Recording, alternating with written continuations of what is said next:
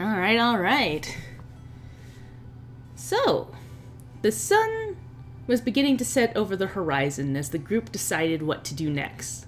Scragg let Dixon Lockhart know about his missing dinosaurs, while Vaz encountered an old, unfortunate acquaintance in Lucius Pierce, a haughty Imperial here on business. The two of them had a spiteful back and forth before Pickles lit his butt up with a light cantrip. Flustered, the man dispels the light and leaves. They all vow to help Scragg find his missing dinosaurs, but first, it is dinner time. The group heads to the Cobblepath pub for dinner, meeting the tiefling proprietor, Gabriel Dumont. He excitedly chats with the party and gets them some dinner, revealing to Vaz that he wishes to see Levi Ward, and that he hasn't left the guild house since he's joined up. The group ran into another campaigner party named the Hurricane Hawks. The friendly Ryu Wo-jin, a half-elf sorcerer, chatted up the party, while the ill-tempered Juliet the Blade tried to make herself seem tough. The dwarf Bessaria tried to ignore the group, while Gulu, the orc, excitedly chatted with Scragg. The Hurricane Hawks let slip that the gremlin attacks had been on the rise, and that they had been dealing with a few instances of it already in the Central District, the Lower District, and the Manufacturing District.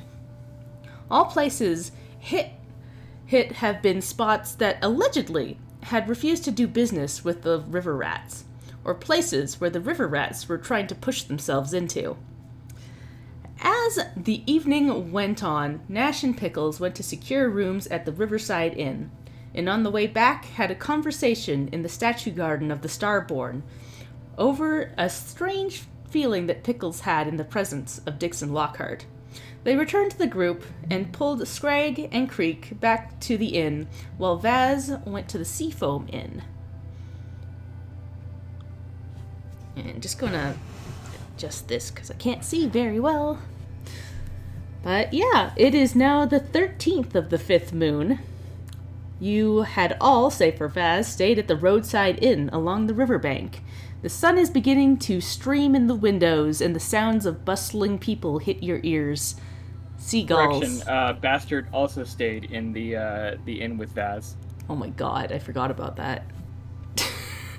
And they had a wonderful tea party, and none of the rest of us were invited. Yep.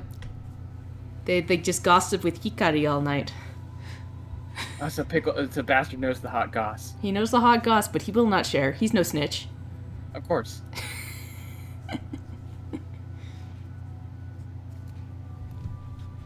I like that Bastard was at a tea party.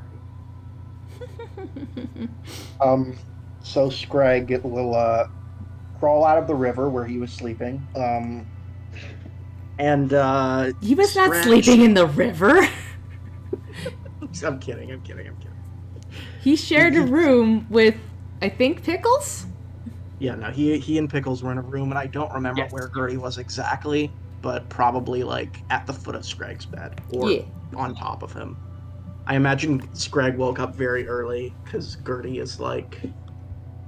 You know how every pet that isn't a dog or a cat in fantasy is just a dog? Yeah. Yeah, Gertie's just a dog. So Gertie was like, hello, morning, hello. Super early. Walk. Yeah. Walk. Scratch. Walk. Scratch. Yes. Scratch. 1 second, please. Sit. Jeepers. Where did you learn that word?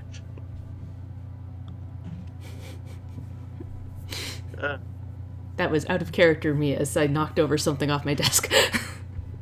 Makes sense, though. You know, it's Gertie is probably a big Scooby-Doo fan, another semi-intelligent animal.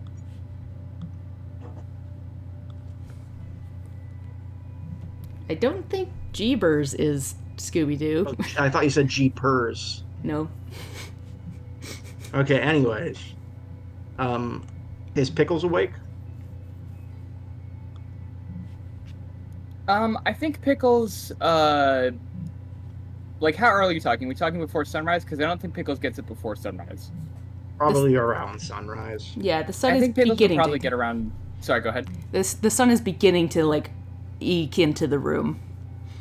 Yeah, I think Pickles would probably be up around somewhat sunrise, like by the light of the of the sun going into the room. You see Pickles. He's sort of like thumbing through his sort of book of spells and like writing notes in margins and like sort of he's got like little component pouches and stuff that he's separating out different materials and stuff he needs. And he's also he's got the scroll that he failed to copy the spell from yesterday just kind of sitting in front of him, but he's not doing anything with it. It's like wrapped back up like tied back up with like a little twine or whatever. It's almost like he's just kind of sitting there contemplating it and being frustrated. But yeah, he's just kind of doing his daily preparations. All right. As you see, actually, the one thing that I do want to mention is as he's doing this, you also see at one point he takes like a little rag and he's got like his dagger. He kind of dips the rag in like some sort of paste or whatever and just wipes the dagger, and for a moment it flashes and then sort of just returns to looking like it normally does.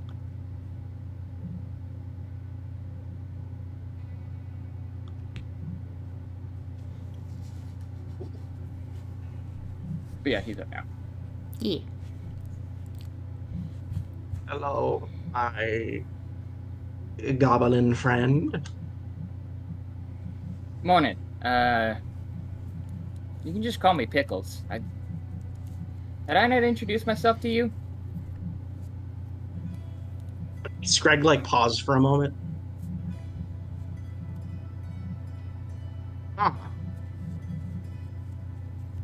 You'd think that would be one of the first things we did, huh? You would think. And yeah, so I'm Scrag. Nice to meet you, Pickles. Meet you. I don't know. nice to learn each other's names. I'm Hi Scrag. I'm Pickles. My little badger that's off somewhere is he's Bastard. Oh, I thought you were just calling him a name. No, his name is Bastard. Okay. He doesn't answer to anything else. Have you tried a different one, or? He kind of shows shows his hands, which are covered in bite marks. 13 different times. Okay. Fair enough. At about this time, we would hear a knock on the door. Scrag will open it.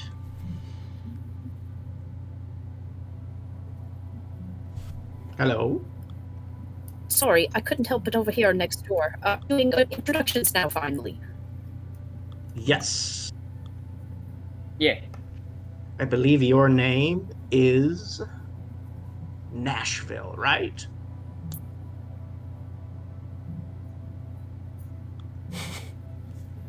Well, close. You're halfway there. Just Nash. For tenacity, actually.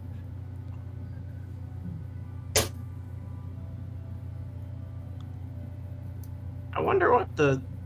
No, you know what? I know what the shiny lady's name was. It was Vasilissa von something or other.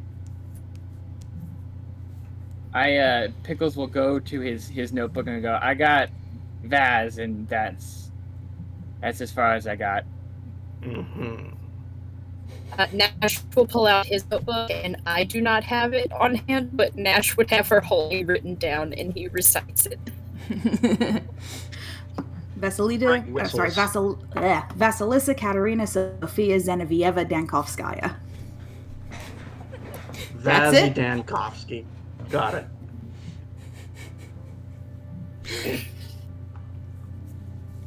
But yeah, that's why I go with Vaz. I've decided that I approve of the foreshortening of the name in that way. I do feel it's sufficient, Jace. As long as that is agreeable to. She has more syllables in her name than I think my entire family. Not my extended family, obviously, but like my immediate family. Extended is your extended family. Do you have a lot of cousins? I have a good number of cousins. Goblins kind of, so goblins are kind of the live fast, die young types. And sometimes it extends to live fast, have a lot of sex, die young. Ah. Yeah, it's quite tragic. I hear goblins only live till about 60. That's you will rarely see a goblin live to 60. And I don't know if it's necessarily tragic as I don't think tragic's necessarily the right word. It's just our lives are less of a candle and more of a flare, you know? And that's just how we live our lives, and it to other people it may seem short, but it's we make the most of our existence, I think. You are burning spectacularly, my friend. I personally could do with it going a little slower, but I don't get a choice. Fair enough.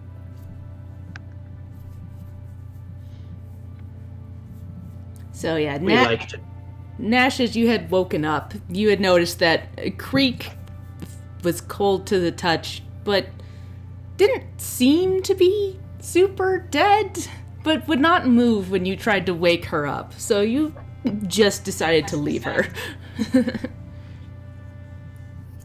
Yeah, Nash would have been up for a while. He likes to get up before the sun and before the light kind of ruins things for his visibility. He would have definitely very awkwardly tried to check for a pulse and question, what kind of a pulse is a Duskwalker gonna have. But otherwise, she did seem fine, just asleep, and he knew that she had quite a bit to drink last night. So he would have just left a note for her, saying that they would if they weren't there when she woke up, they'd be somewhere in town, not too far. Yeah. So he'd be easy to spot. Oh, sorry. That was it. Sorry. Quick rules question, Leanne. Do we have to invest our wayfinders, attuned to them, in order to use the light spell? Nope. Okay. They'll take this chance to actually explain this kind of thing. In D&D, you had 3 slots for your magic items. Pathfinder lets you have a lot more. I believe it's 10, but it's you can't double up on gloves. You can't double up on hats. But the Wayfinder, that can just go on your belt. Okay.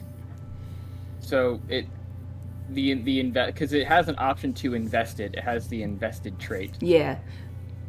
I think, that adds on to your list of 10. So you probably would have spent some time with it. Okay. So it is something that we would want to invest. Yeah. Okay. Very well, because I want that light spell so I can have another cantrip free. Yeah.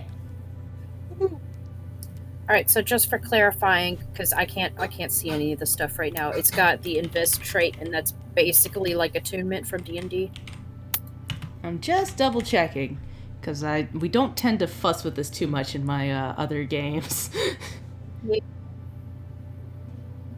Yeah.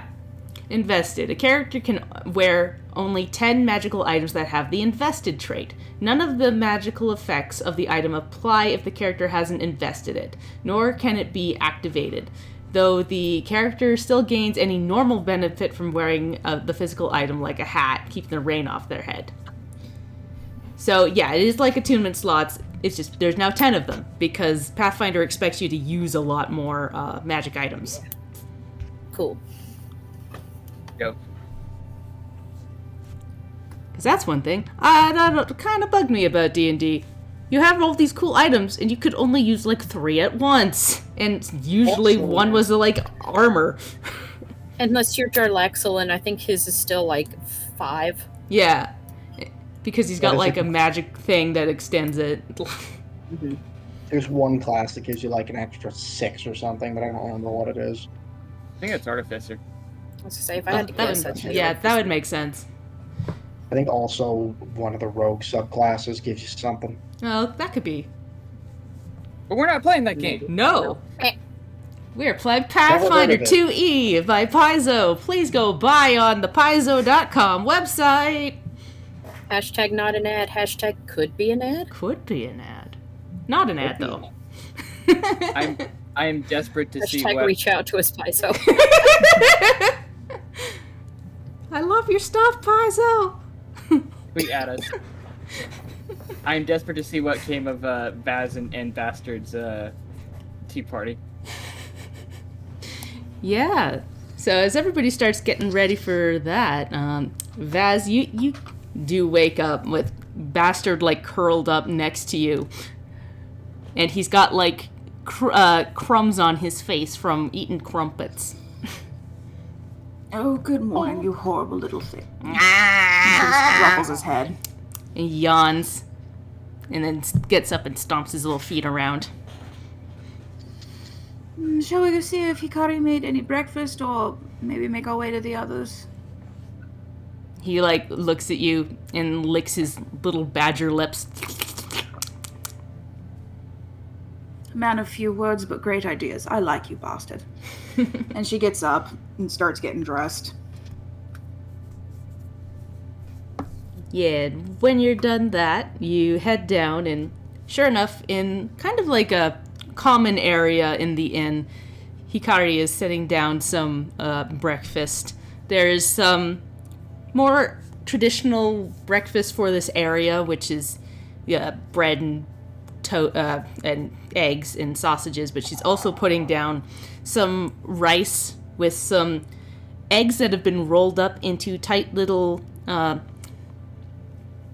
basically rolls that are cut neatly, and a pile of like these sticky beans.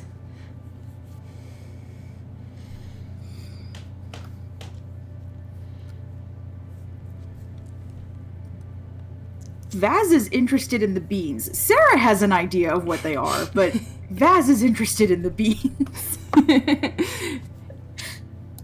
Yeah, and she's putting out like little things of soup, and she goes, "Oh, good morning." Good morning, darling. How are you today? Oh, excellent. Would you like tea this morning? Oh, please, if you have any black tea, I would love that. Of course. I also have green tea and white tea, and I've got a lot of tea. Tea is what makes the world go round, so I don't see why not. I'll be right back, and she rushes off to the kitchen. Yep. And Vaz will start, sort of, if there's like little plates, like, she'll start like sampling things. Yeah. And yeah, the bread is fresh and warm, and like the eggs are perfect, and the little egg rolls are a little sweet. And then when you get to the beans, it's like that fermented taste, and they're very sticky and a little gloopy, but not bad. It's definitely Vaz not. enjoys them very much. And yeah, Hikari comes back with little teacups and goes, "Oh, you're into the natto." She puts the cups down. I've always fancied this sort of fermented type food. The sweetness is very delicate, but it's always there, and it's a natural sweetness that I rather like. People that come here often do enjoy it, though. I find people that are less refined say it's all gloopy and weird, and they're the kind of people that like beer for breakfast, though. Yeah. Oof. I can't understand that at all. And she sits down and takes a little sip out of her miso soup and puts it down. Yeah. And sorry, I got a message from something. Oh, good. Go ahead. Yeah. In this area, you do see like a few other guests sitting around. They all seem to be more upper crust, but they're sitting and enjoying their breakfast. And Bastard climbs up and takes a big mouthful of the natto and sits down and munches as sticky those long strands like stick to his fur.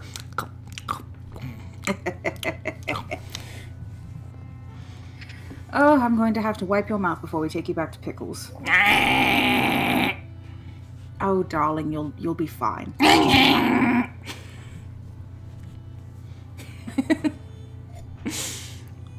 But yeah, he fusses, but definitely lets you pick him up and clean him up. Yeah, and as soon as she's done with breakfast and tea, she'll wish Hikari a good afternoon, and then make her way over to where she thinks she remembered everybody saying they were staying. Yeah.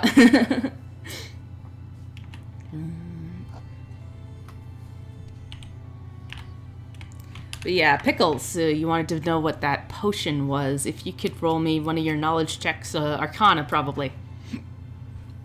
Yes. Okay. So it's literally just a under proficiencies Arcana, right? Yeah. Proficiencies Yeah. is the little hand. Okay. And normal public roll. Sorry, it's been a second since we. Okay. Give me this. Oh, come on. Yeah, unfortunately, you just can't figure this out. Okay. Well, that's 10 minutes of that. He's gonna give it a second and maybe see if he can get some more information later. Yeah. Also, as we're starting the day, I'm actually going to Nash and Screg might be in the room when he does this, but I'm going to cast a spell. I'm going to cast a spell at this top of the day, and Pickles will take out like his book of notes, and he is going to cast the spell Pocket Library.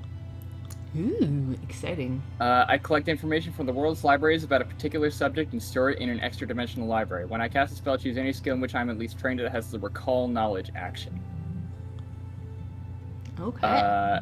And then during the duration, which the duration is 24 hours, I can call for the Torm once to from the library while attempting a Recall Knowledge. As part of the Recall Knowledge action, and it gives me a +1 status bonus on the Recall Knowledge check. So I'm going to choose, as far as things that I need, I'm going to choose, I think I'm going to choose Arcana. Okay. Yeah, so spell effect Pocket Library.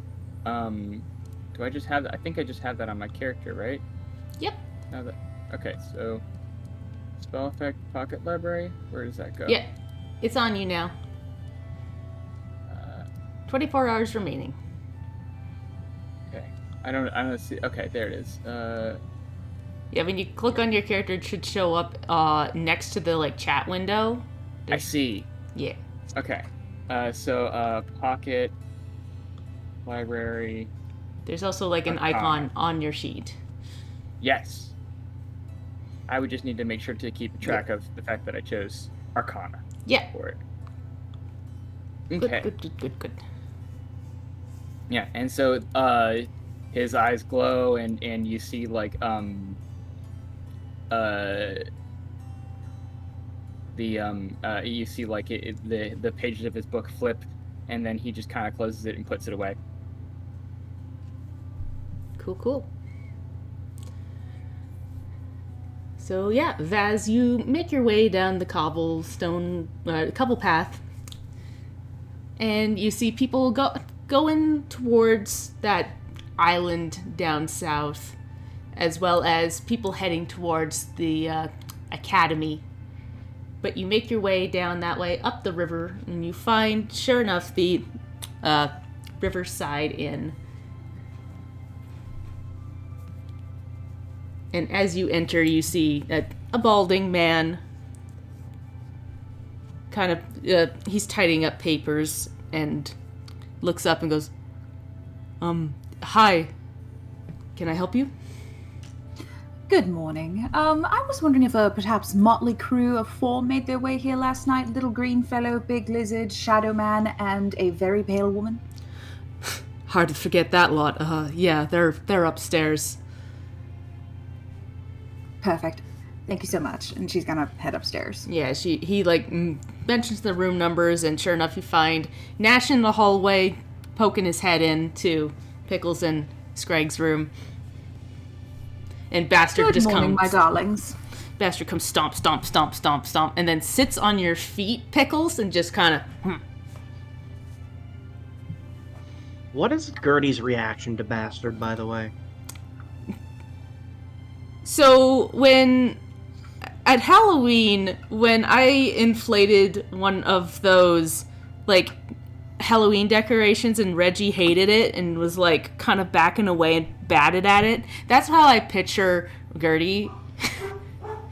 She's Perfect. just, like, her feathers fluff up whenever he's too close to her and she, like, pulls back. Good, and great. Oh, Reggie. Good morning, you little motherfucker. You have a good time? And you look, and there's, like, still beans stuck in his teeth and, like, strands of stickiness between those teeth. We're gonna I have to haven't had breakfast yet. Why not head down? Why don't we head back to the Colopath pub, see if we can get some breakfast there? I mean, we might be able to pick up some more information on, and sort of discuss the next steps. Sounds good. Sorry. I'm sorry, Reggie is just nonstop right now. It's just the guard dogs outside of the inn. Apparently. Did we want to actually discuss the first steps before we went to the inn, or do we think we? Because I got some places I could go to the academy, but I don't know what our plans were for investigating today. Because we I was going to have Greek help me, but looks in Creek's room, kind of turns to the rest of the party and just shakes his head. This is the worst one I've seen yet. She is out of commission, as it were. Mm-hmm. Can we get like a giant jug of water for her? She might need it. And like another empty jug, just in case. We could probably talk to Gabrielle and maybe see if we can get someone to come look in on her. Okay. Yeah, and the innkeeper was Hudson Sanders. He only gave his last name last night, but... Excuse me, Mr. Sanders. Mr. Sanders. There. It's you lot. You see your friend met up with you. What can I do you for? And do you have breakfast here?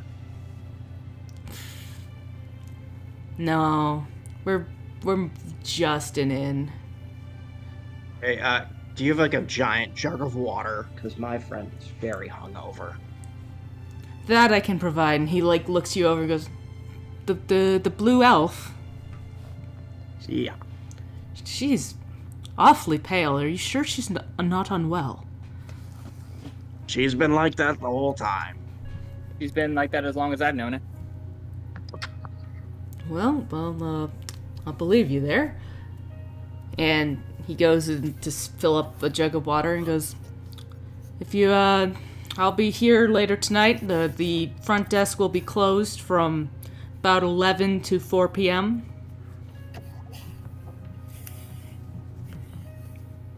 Okay. And Sounds good. Thank you very much. brings the water jug up. And yeah.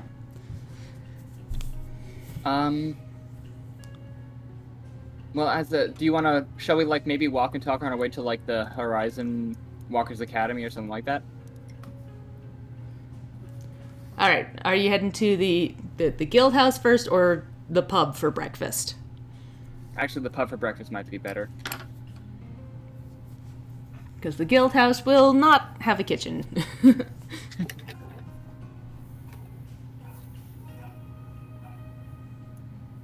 Is Shelps trying to say something? I see you lighten up, but I'm not.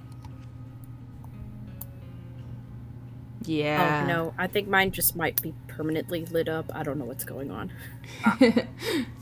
It's the void affecting your mic. I was gonna say, I know with my actual mic, it stays lit up. It normally doesn't when I'm just on my laptop, but I'm not questioning anything it's doing right now as long as it's connecting. Yeah. All right. So you start making your way to the pub for breakfast. Mm-hmm. We'll leave Creek behind for now. I'll just put everybody in the Copperpath pub. And so you open up those doors, and it is quite a bit more quieter in here than it was last night, where it was a raucous party. Now there's a few people kind of hungover, poking at some eggs.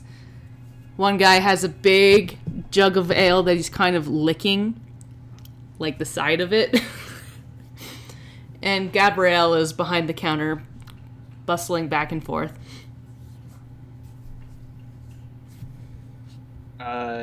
I figure, we can probably just order just a standard breakfast for everybody. Yeah. Greg will order a comically large, spit roast meat. So that will be about 5 silver, or not 5 silver, that's too much. 5 copper from everybody for a breakfast if they are eating here. Okay. Yep. I will remove that from my funds.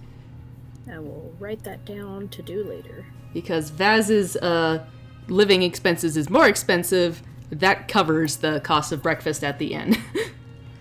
Complimentary! Yep. What's the difference between paying, 10 gold a night versus 5 silver?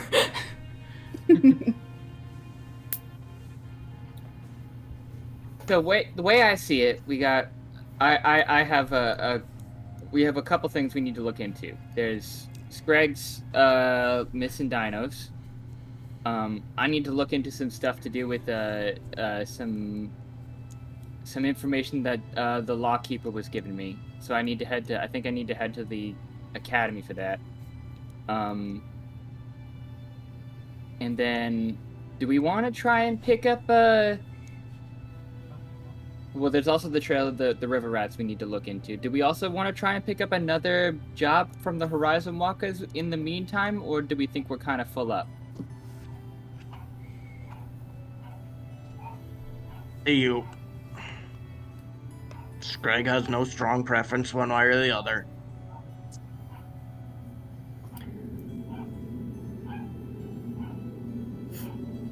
Well, for the sake of keeping up income, we can see if there are any other jobs that are still related to these gremlin incidents. 2 birds with 1 stone and all that. That's true. Vaz, did you manage to pick up any more intel about anything related to what we had? No, I'm afraid Hikari and myself merely gossiped last night, and I ate breakfast and was on my way this morning.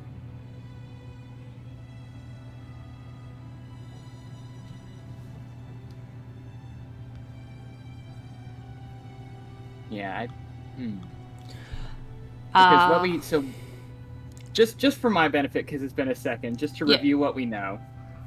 We know that the river rats have been there have been sightings of gremlins, incidents involving gremlins in places to do with where the river rats have either done business or businesses that have rejected their sort of, I think, protection racket.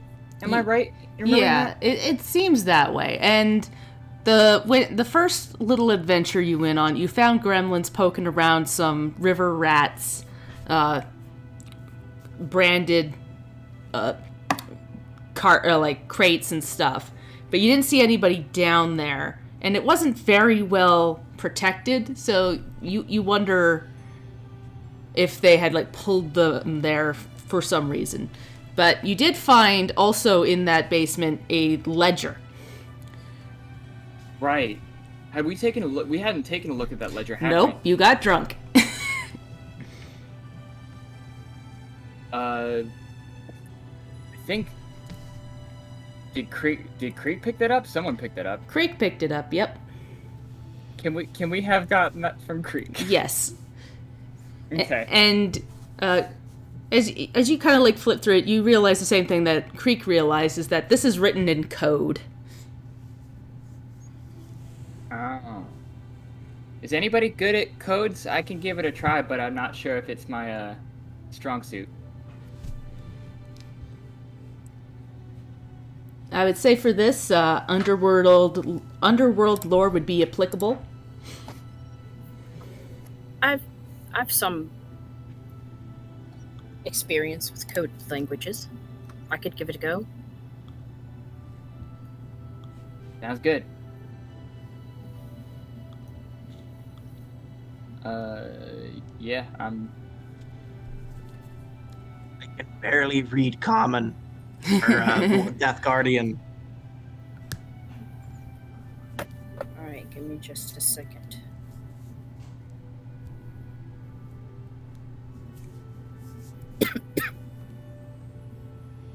One sick. Welcome to fall.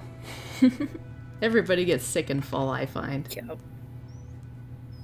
Yeah, I'm still dealing with allergies from when Kaiten and I went to Florida because the thing that I'm allergic to was all in bloom there, which luckily it's not that bad where we live now, but... Yeah. Still, ugh.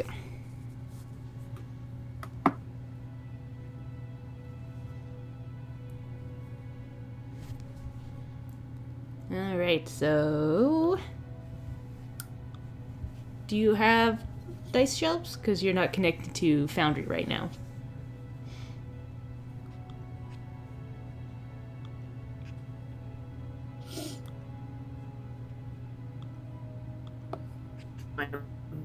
Uh-oh. Shelves, Hey Google, return I to said us. D20. Oh no, am I gone? Oh, no, no. you're back. You're back now. Am I back now? Yes. Yes. Mm-hmm. Okay, cool.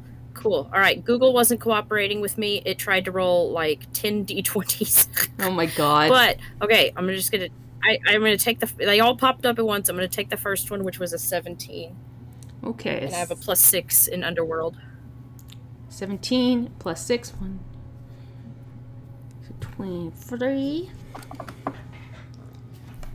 So with that, you take a look at it, and this is a complicated ledger. There are some high-grade ciphers used here, but as you go over the course of your breakfast, eating away and like deciphering it, you do manage to figure out that this is a ledger from the River Rats and where they put their goods.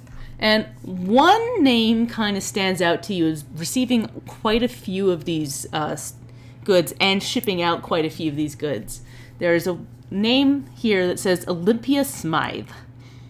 And there's lots of little notes of things that she is shipping out, units that are not listed as what they are. They are just listed as units. And then things that are coming in, there is some notes of dinosaurs going to her. Specifically, 2 oh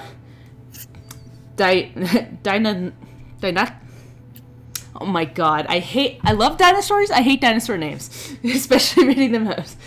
Completely fair. Yep. So I should be taking notes about this story. Yes, no problem.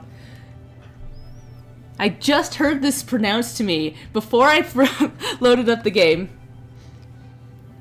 The bigger velociraptors. Dionysus. No, Dionysus is some. Dionysus. They're the Dione boys. Yeah, they're the bigger ones. What people think velociraptors are from Jurassic Park, it's them. Yeah, that is what is stat-wise, that is what Gertie is. But obviously, because Gertie starts off as a small creature. Oops. Basically, Gertie starts off as a velociraptor and will become one of those. Sort of. Yeah. But there's 3 of those and listing of 2 Pinacosauruses, which are kind of like Ankylosaurus, but smaller. That's adorable. I want one. I mean, they're still like cow-sized, but That's still adorable. Just a teeny little Ankylosaurus. So, 2 D&E boys. How many D&E boys? 3 big raptors, and then 2 of the big stompy boys. And those are what are coming. Those are coming to her, and then there's a bunch of things listed coming from her to what looks to be the Empire. but those are not listed as to what they are. Yeah, those are just listed as units. Yeah. Okay. Dinosaur smugglers, the criminals, Scrag said, completely, like, unironically. Yep. Just not at all realizing the irony. No wonder our dear lawkeeper was so irate about your business. Seems to be quite a bit of that going around here. I'll also type in Oh. Olympia. Yeah, the name of the person Smythe. who was doing the Olympia Smythe. Yeah.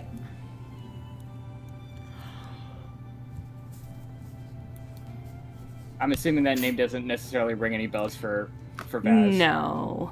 She hasn't been in the city super long to get to know people that might be shipping things, but also this is a... Oh, Vaz hasn't involved herself in underworld shady back alley dealings. Nah.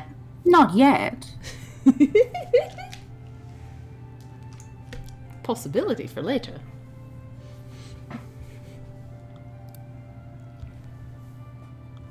Olympia, Olympia what? Smythe. Smythe. And then All those things. and that. Yeah. Yeah. There we go. Well, I don't, I feel like before we dive too deep into that, we want to... Dionysus. I don't think... I think that's it. Sorry. Okay. My brain just clicked into place. Dionysus. I don't think that we're served well by just immediately going right for whoever this person is. I think that we might be better served by getting a little bit more information about the sort of surrounding circumstances. If you know, does that make sense? Am I on base there? Like this isn't a walk up to them and declare them a dinosaur smuggler kind of situation. Could you accuse someone of dinosaur smuggling? Quite unfair. Maybe you don't know the Maybe they were... Maybe, you know... I mean, they were also smuggling drugs, Greg. Well, I mean... Scrag is feeling like a bit of a hypocrite. I just worry about these things, these exports from this Olympia person, just because if they're them not being explicitly named, I worry what's being done with the dinosaurs once they get to this person. Do you recognize these dinosaurs that are being mentioned here, Scrag? Could you reasonably track them if you have like would you be able to recognize like signs of them, or like, you know, maybe we could track shipments of like their foodstuffs or stuff like that? This is my main thing, so probably. Yeah, you know that... Unless I roll a 1. Yeah, do you have, like, dinosaur knowledge, or... But that'd be nature, I think, actually, yeah. Do I get some kind of bonus here, like, at all? I mean, no, you're a ranger, you know nature stuff. If you don't know nature stuff, then that's on you. I guess it is, but, like, We gotta get Scrag a dinosaur lore train. Yeah, like because I'll say, like, in general in Pathfinder, if there is a lore skill, the DC is lower usually than another skill score, but you still rolled a 22, so... Hey, yeah, I'm fine. Yeah. Scrag is the dinosaur man. You're the dinosaur man. So yeah, you know that the big penas... Excuse me? The big Pinacosauruses, they eat about roughly what a cow would eat. They eat lots of grasses and leaves, so there would be like a high volume of vegetation being shipped somewhere.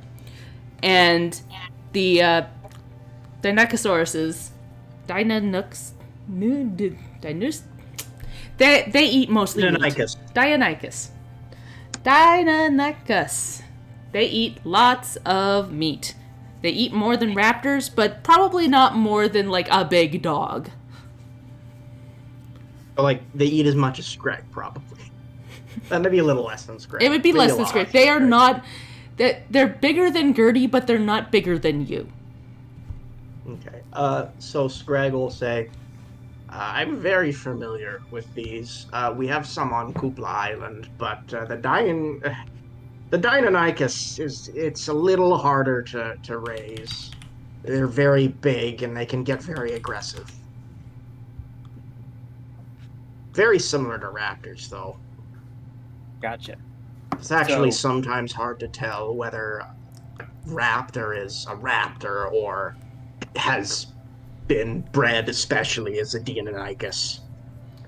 So, in very rare situations. It sounds like whoever's got these, if they're keeping them alive at least, there would be some.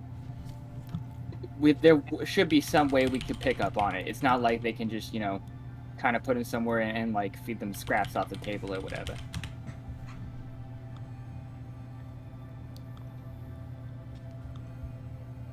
Sorry, excuse me?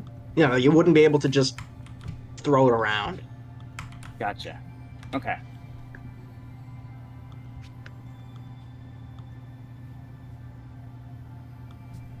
I don't know about anybody else, but I think our best move is to see if they have any jobs related for us in the Horizon Walkers Guild, and then try and use that as an opportunity to explore the city. Maybe pick up on like where the black market might be. See if we can maybe find some indication of where these people might be. Greg salutes in the affirmative.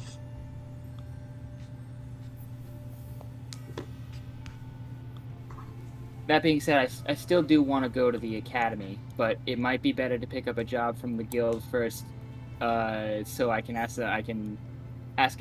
if there's any magical questions. I can ask him there. When you go to the academy, might I accompany you? Oh yeah, for sure. If we wanted to split up, if you want to come with me, Vaz. I would also like to stop by. I have a few questions for our friend Professor Miri. Gotcha. All right.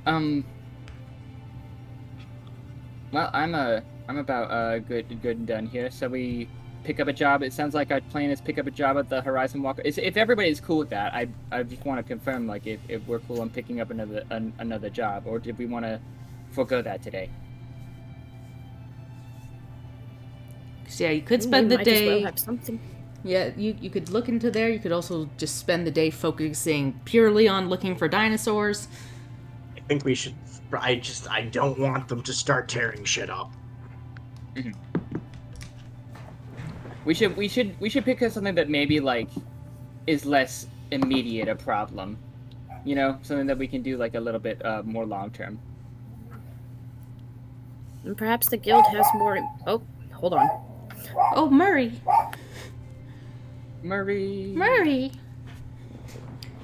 I said that's a different bark. Yep. That's a small bark. I don't know what his problem is. Let me find my thought real quick. I lost it. I dropped it. Murray took it. He absconded with it. Oh. We could always stop by the guilds, seeing as how it's just next door, and see if they have perhaps more relevant information for us. Like I said, if there are other things that have been reported related to what we're looking for, wouldn't hurt to check. Right. Okay. Pickles, if we're all good, we finish up and head to the Horizon Walkers? All right. So yeah, as you get up to leave, you notice that Gabrielle is no longer behind the counter, and there is a catfolk woman instead, kind of bustling back and forth. And as you exit and head down to the guild, you open up those doors, see those big purple curtains in the back and the big symbol on the floor. You see Levi at the notice boards pinning some papers onto them, and now he's talking to Gabrielle, who has wandered out of his pub and down this way, and you catch the bits of the end of a conversation. Gab, I would really love to, but I simply can't leave. I have a pile of paperwork that doesn't seem to be getting any smaller. Come now, you and I both know you fall asleep on top of that pile every day. It doesn't do you any good to keep at it. Take a break, handsome. And there's a beat of tension as they look at each other, and a small, sad smile crosses Levi's face. Gabrielle sighs and says, all right, but at least do me the favor of actually taking a nap in a bed. He turns to leave, and Levi goes, you know I can't promise that. And Gabrielle walks by you and goes, I hope breakfast was to your satisfaction. See you later. And he exits.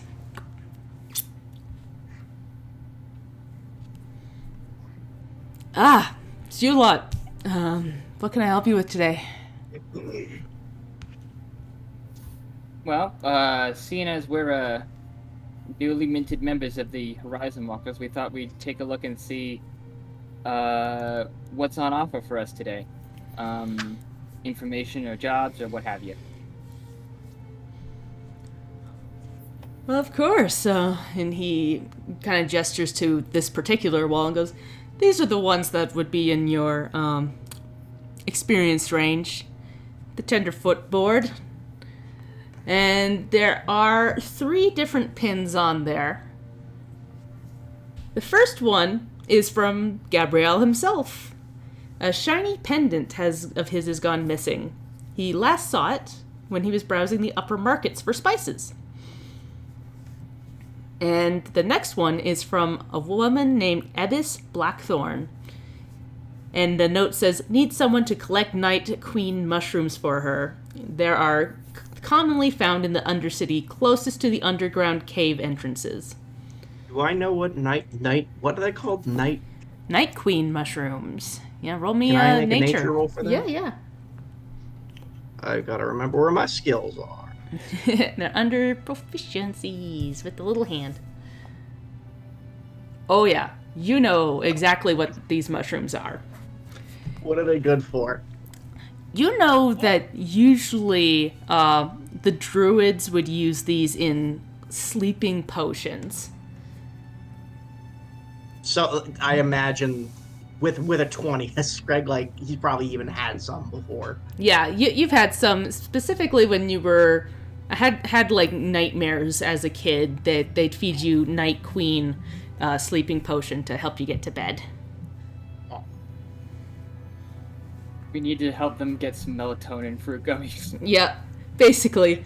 And I was gonna say, it's like mushroom NyQuil. yeah. And then the last pin is from Dr. Kia, who you met yesterday. And she needs a rare medical herb to finish her new medicine. The Sailor's Salvation. It's found along the coast. However, the iron spells might have some, but she hasn't had time to check. She will Can I make cover another the nature? Yeah. Sorry, I didn't mean to stop you. If you have to buy them from the iron spells, she will cover the cost of the herbs. And with a 17, Sailor's Salvation doesn't quite ring a bell 100%. You think about it and you think maybe it is actually something in your language that would be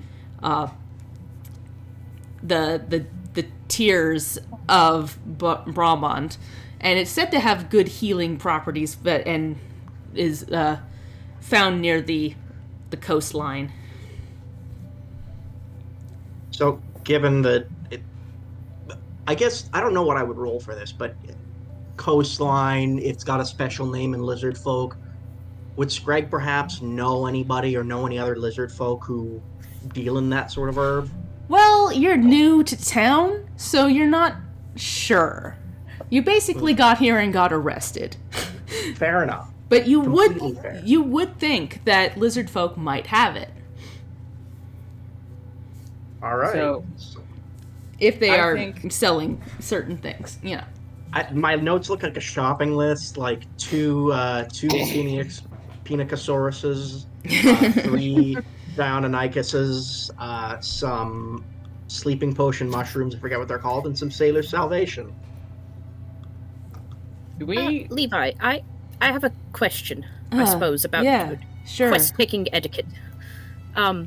Is there a limit on how many quests a team may accept at once, and is there a time limit on completing any of them? Yeah, you can take only one at a time. It would be rude to take more than one. You have a week to complete them. If you haven't, it is good etiquette to put it back on the board so somebody else can.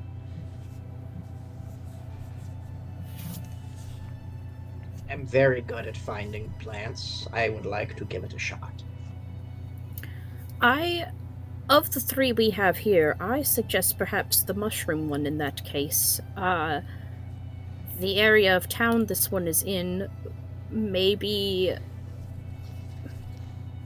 more where our previous investigation would be leading us to anyway. I think I agree with that. Yeah, and Scrag, you would remember too that when you were first trying to sell your raptors, you were in the Undercity. Actually, nowhere to go this time. I think the other ones are also worth taking a look, but I do agree that if we have, if Scraggs knows a lot about this one, then, we might as well take advantage of the knowledge we have. I think Gabrielle's necklace could be another one to look at for the purposes of potentially gremlin activity, but that's more of a long shot, and it might not even be related to that, So I think the mushrooms are a good bet. I think this would be a good place to start, and if it leads in a dead end in our river rat escapades, then we could always come back. Right. Suggest we go now. Are we good to, is it okay if we stop in at the academy first, just for a little bit of a... Because we have a couple things we want to check in on. Scrag will ask the local lizard folk community if there is any sailor salvation that we can get on the cheap. Oh, while we're investigating the academy? That might be a good use of our might time, as well. Sailor salvation, it was sleeping potion mushrooms, what was the name? The sleeping mushrooms were the Night Queen mushrooms? Yeah. Sailor Salvation was Dr. Kia's request, which was for medical herbs. I don't know why Night Queen mushrooms are legal, but Thotzarella is not. And then Scrag will go off to do his thing. I'll roll off screen for that, probably. Off screen? I need to see the screen. Please roll in screen. Yes. No, what I meant is anyway, what should I roll for I guess, would it be diplomacy or nature for gathering this kind of information? This would be society, because you're in a society. We live in a society. Scrag doesn't, actually. Well, he does right now. Very bad. He's in a society. He is living in it. Scrag doesn't live in a society. Yeah, you kind of exit out and then start wandering around the nearby statue garden and realize there's no people here. And then you just kind of stop and... the Pulp Fiction gift that it's where is everyone? Yeah, you basically wander into where you think lizard folk might hang out. You're like, oh, the statue garden. You wander in, nobody's there. It's... You catch one couple making out behind a bush, and they are not even remotely lizard folk. They are just humans. Yes, Greg will leave them to do their thing, and then probably go look elsewhere fruitlessly while they investigate the library. Yeah, I think eventually you end up in the central district and realize that most of these are just houses. But yeah, everybody else, you start heading up. To the library! You basically, you wander up to the Horizons Gate Academy, and you see that big statue out front of a woman holding a book. This is different from what's her face, Lexidus, right? Yeah, this is you're not quite sure who this is. Can I use my library lore skill? Sure, yeah. to see if I can identify who this is. Okay. Let me, fucking... 15. 15, okay. So, 15. So, you kind of like tilt your head and look at this, and using your high brain library lore, you look down at the plaque at the bottom of it. Good. And I did it. You did it. And you see that there is an inscription here of... 1 second.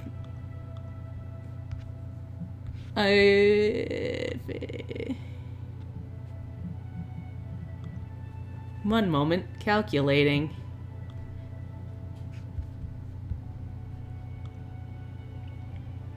This is Charlotte Mills, who is was someone who basically started the library here, which turned into the academy. She is basically just a regular human woman, but was propped up by the fact that she helped found this academy. She's one of the few names that survived through time to know that, yeah, she is one of the founders here. Awesome. Pickles will deliver that information. He will deliver that information with a satisfied smirk. Like you can see as we get close to the library, he's getting like a little excited. Is there just like a door to this place? Is it? Yeah, as you like enter into, there's several entrance ways, and you head into like what looks to be the biggest one, and you enter into like a courtyard, and suddenly there's like lots of smaller buildings kind of about, and there's a big central one with a huge dome. And you see, at this point, there's students running around, basically heading to class, books in hand. You see a few carrying like a bunch of tools. Pickles will suddenly kind of shrink up and get very shy, and he'll be like, Nash, Baz, could we ask around and see if we can figure out where the library is? I'm not sure where to go. Yeah.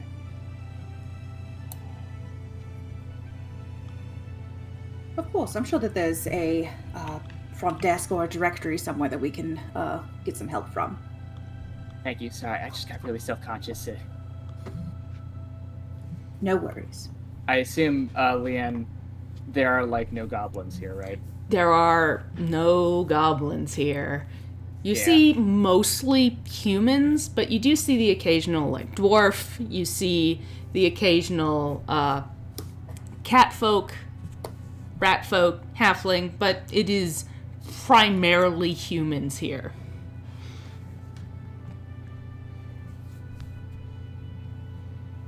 Yeah. Yeah.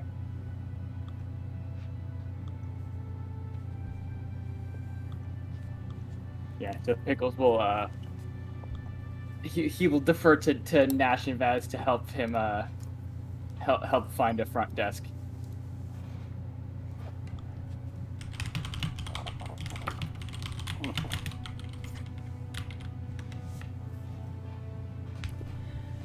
Yeah. Between the three of you, you kind of make your way around, and eventually you do find to be a front desk area, basically like a administration building.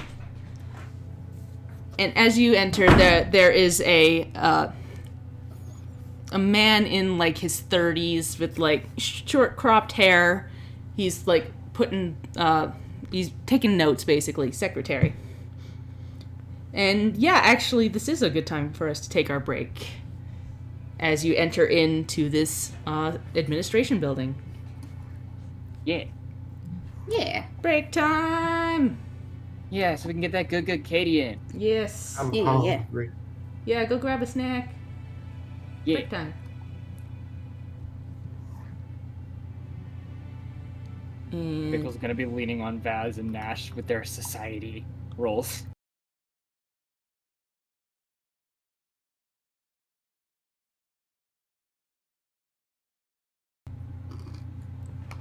Okay. So, we all back? Yeah, I think so. Yee. So as everybody goes to the academy, Creek, you wake up. Do you want to do a quick mini recap? Yes.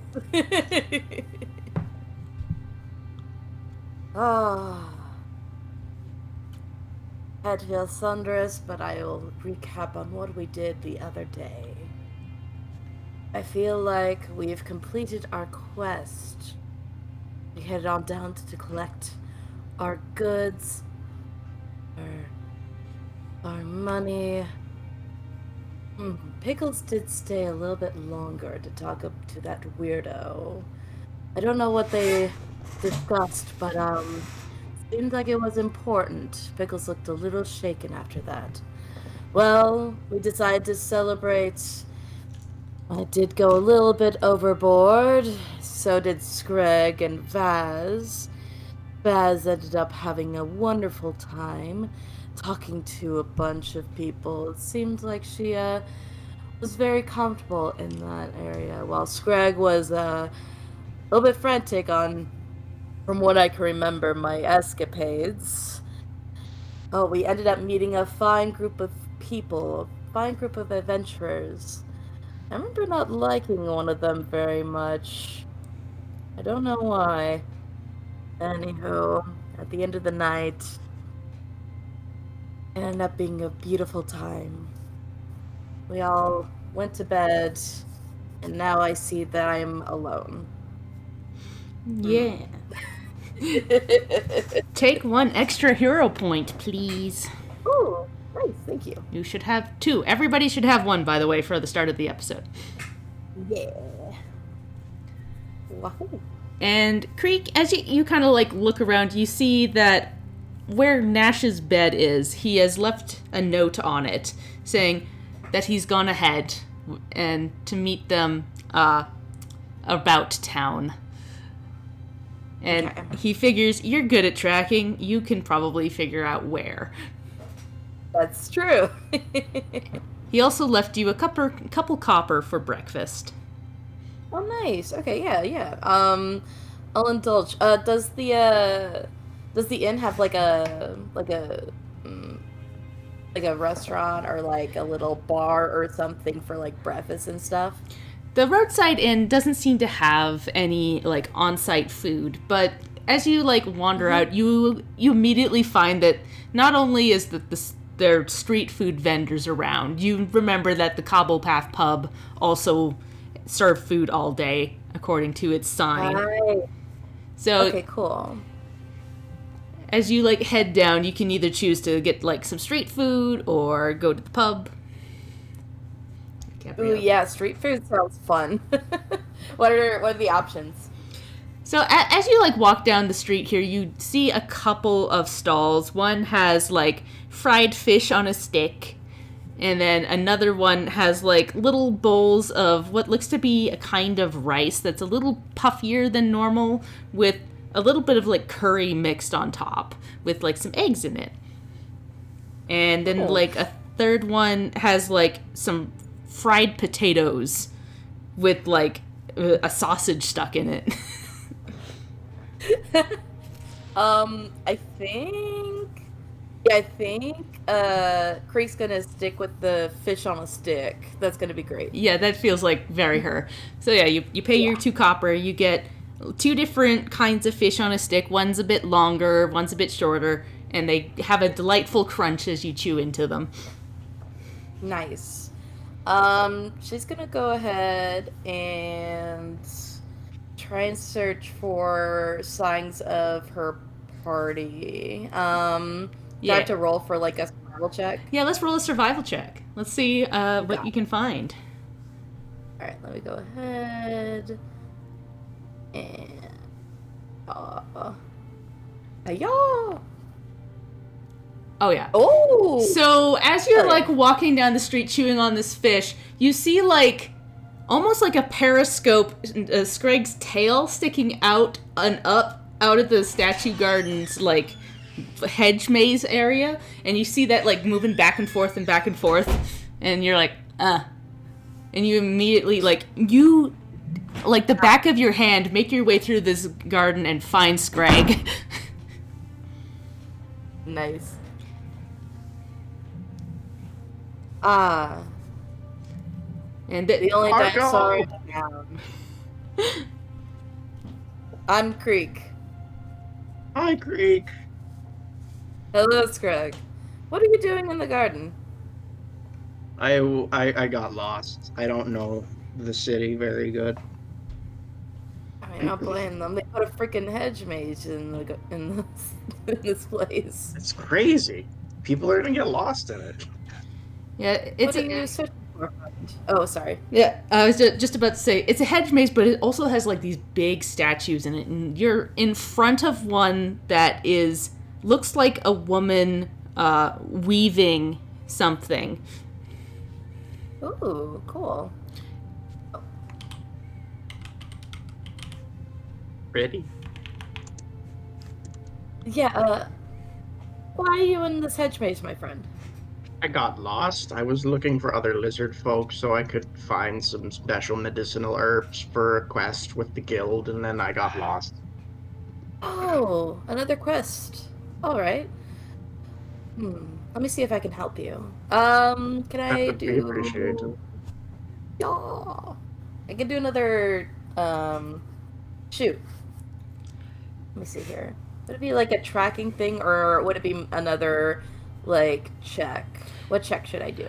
So for this, because you don't actually know where the lizard folk would be, and it's not like you know exactly what you're looking for. This would be more of a society check to figure out where they tend to hang out. Okay, cool. Let me give that a go. 15. 15's not bad, actually. So with a 15, you kind of look around, and you go up to like a woman kind of pushing a cart, and you specifically like go, "Hey, where the lizard folk at?" And she like stops and goes, some of them tend to hang out closer to the manufacturing district, the dock ward as well. Some of them, there's one that works at the Siren's Grotto. All right, and that's where we will go. Thank you for your help. And she like nods and goes, "Do you want to buy a spatula?" Yes. Oh, I don't. I don't have much meat for a spatula, but I want sure. a spatula. That'd be You one. want a spatula? That it would be 2 copper for a spatula. Scrag is going to buy a spatula. Yeah, she hands over. It's a pretty decent little spatula. Good craftsmanship. This is going to help us in the future. I have to look up spatula. I don't even know if there is a spatula item. I'm going to add one. Yeah, do It's it. a friendship. It's was it very 2 important silver? that this is represented in my inventory. This is the most insane version of Chekhov's gun that I've ever seen. Oh yeah, this spatula is what's gonna save the fucking world at the end of the campaign. I know it. I just want to make it known, too, that in the Pathfinder items, there is a waffle iron. Yes! Oh, I'm sorry, that was 2 silver, right? It was 2 copper. It's not as expensive as it. I started to say 2 silver. I'm like, that's expensive, actually. Like, that's like that's a spatula from one of those episodes of SpongeBob where he's got like a super mega robot spatula. Yeah. It's like an MLM spatula. Oh, 100%, yeah. That's nowhere as near as nice as they make it seem. Yep. There we go. The most expensive spatula. Yep. Spatula. But yeah, as you two are wandering about, we'll cut back to Pickles, Nash, and Vaz as you enter into this administration building.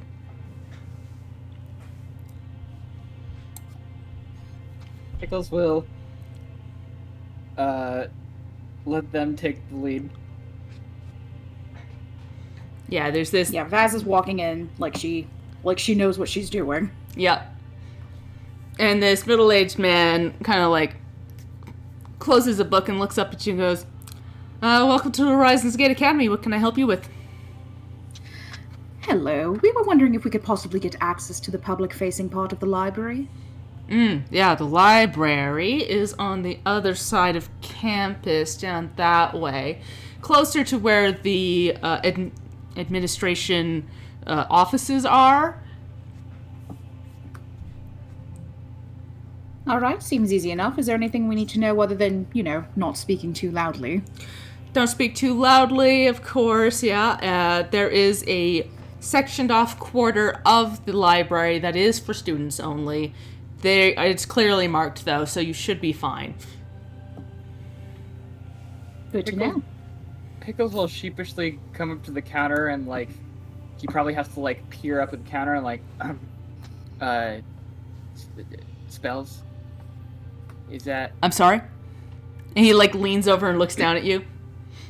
Do you, offer, spellcasting, spell transfer services? Is there a way I could, have access to some... I'm assuming I'd have to pay, but... I'm sorry, little one.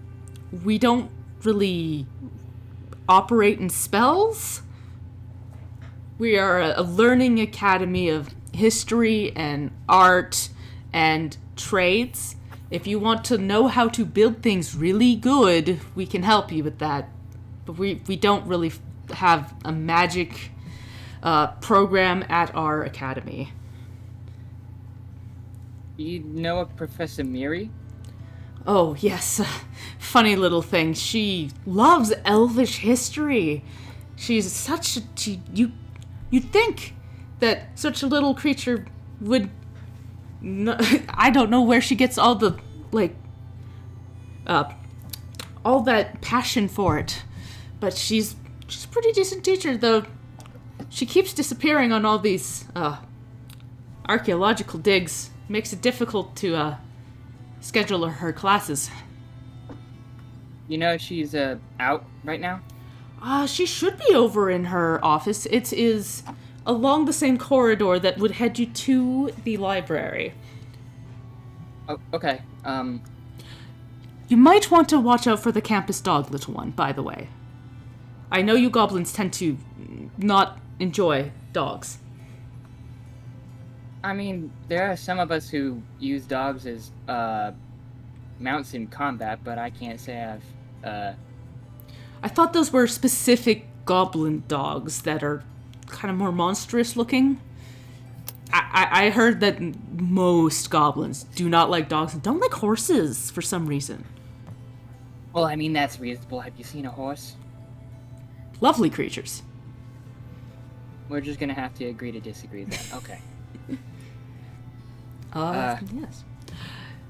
Though, he, pauses. If you really are looking for magic, little one, I would suggest you go poking around Abyss Blackthorn. She has a hut in the middle of the lower district. She is probably the most prolific magic user in the city. She is also the scariest, so be on your best behavior around her. Abyss Blackthorn could use, Well, as he says that, you remember that that's the name that is on the sheet of paper that you took off the bulletin board. Good point. Okay. Serendipitous. We were going to pop in to visit her later anyway.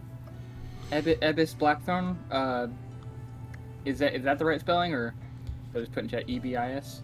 Yep, EBIS. Okay, gotcha. Alright, thank you. And, Pickles will quickly walk away, and as we're walking away, Bastard will definitely be on Pickles' shoulder, baring his teeth at this person as we leave. Yeah. Oop. sorry. Yeah. He looks a little bit awkward and ashamed. Yeah, he just kind of like raises an eyebrow as Badger stares at him. I mean, Bastard the Badger stares at him. That's the 4Kids dub name for Bastard. Yeah, it's Badger. Well, thank you. This conversation has been most illuminating. Have yourself a great afternoon. And he kind of nods and goes, "Of course." And goes back to his paperwork.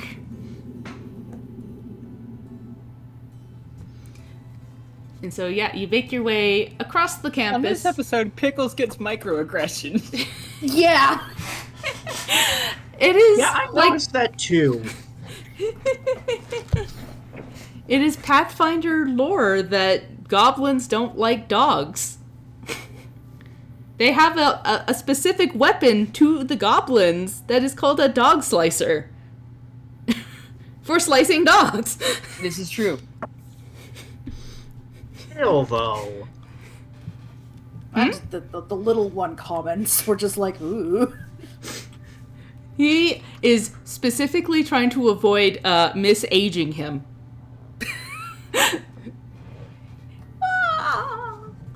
In an attempt to not microaggression, he microaggressioned a different way. Yeah. This is not, by the way, a dig at weirdly Leanne enough. or anything. Weirdly Yeah, no. enough, that is incredibly relatable. Yeah. Tried not to say, "Oh, hey, kid." Instead, he goes, "Little one," yes. He thinks it's endearing. Whether or not Pickles it is is, already feeling way out of his element, and that certainly did not help. nope. But yeah, you make your way to the east side of the campus, and you, like, walk down this hallway. And as you get, like, a certain way down, you see in the distance what you think is the library building. You hear a familiar voice go, "You did what?" And then you hear some mumbling and a small, "Fine. Your pay is at the guild. Thank you, I guess." And you hear the sound of a door opening, and out comes a motley crew that passes by you, and you immediately ping this as a different adventuring group. There is, like, a purple kitsune with, like, a long tail and beautiful fox features. A shark man with, like, gills on the side of his face and a stern expression. A halfling that is dressed in, like, gardener clothes. A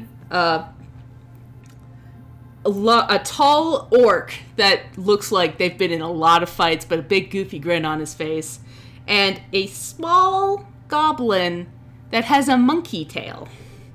And the group of them are heading out of this office and down, and they kind of like glance at you, and the monkey goblin makes direct eye contact with you, Pickles, and goes, "Hi." Hello. "Not many other goblins here." I've noticed. "Watch out, there is a dog on campus." Good to know. I'll keep an eye out. Cut its feet. And he turns to leave, and the group heads off. And you see through the open door that there's Professor Miri kind of flopped on a pile of books, her, like, face squished against the side of it, and her, like, ears flopped over, and goes, "Oh." Hey, Professor. And she, like, notices you and, like, perks up, kind of flops her ears back and forth. "Oh, it's you lot. Sorry, did you see that? Only the tail end of it. What happened? So, you remember when you picked me up in the, runes? I had said I had come there with another adventuring party? I don't think Vaz noticed that. Vaz, we there was some shenanigans with elven ruins and stuff. Yeah, at this point she like turns to look at Vaz and goes, "Oh, hello. Yes.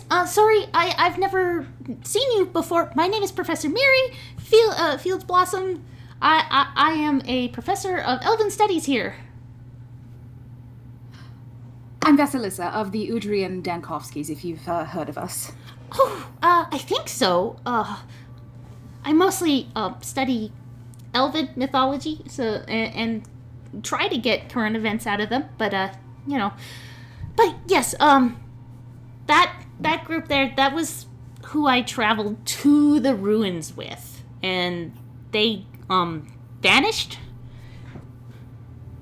So they were just checking in. Apparently, the little creature that I met there took them to the Elven Empire, and they got to save the day down there, and I didn't get to see any of it.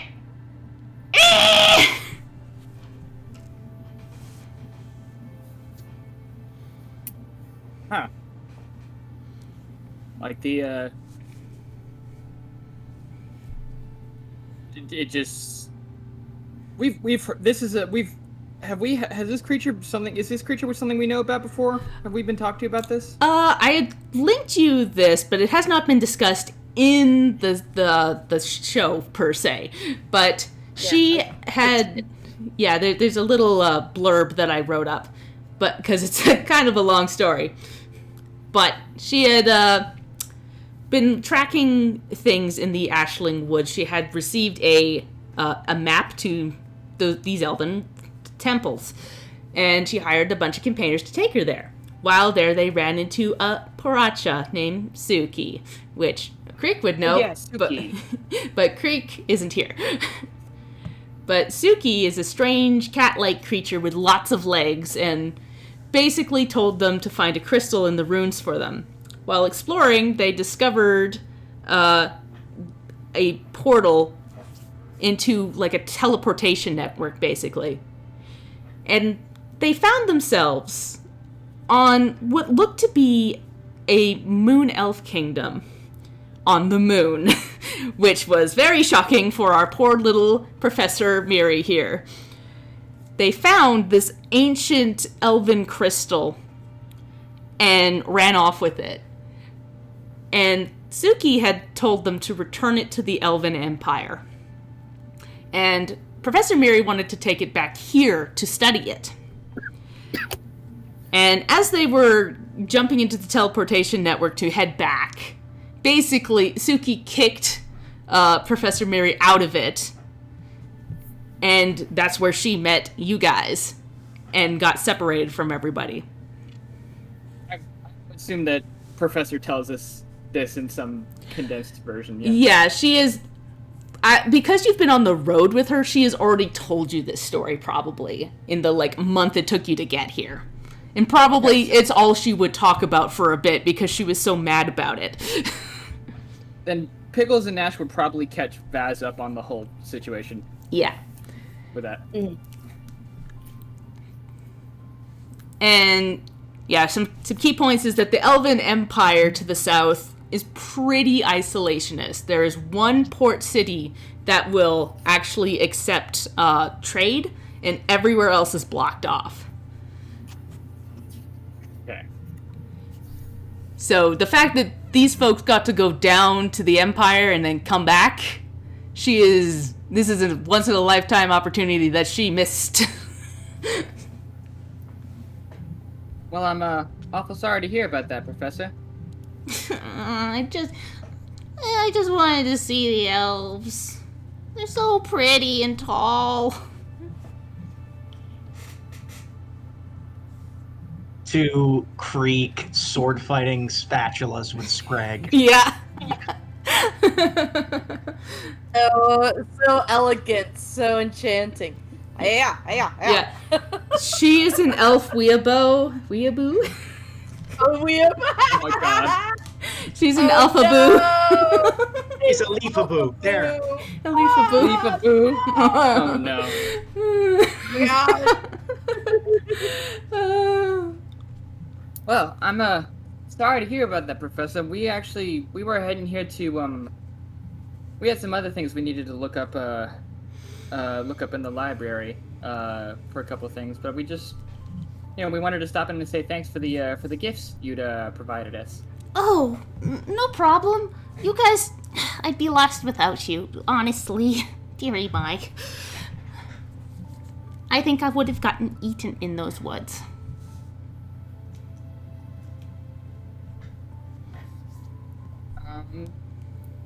Trying to think, is there anything else we needed to talk to her about? I think we just pretty much just wanted to check in with her. I think so. And Nash might have a question. Yeah, Nash would look at Pickles and Vaz and say, actually, if you two would like to go on ahead to the library, I can catch up with you. I've something of little consequence, but to discuss with Professor Miri here. Of course, take your time, darling. Yeah, Pickles will leave with Vaz. We'll head to the library.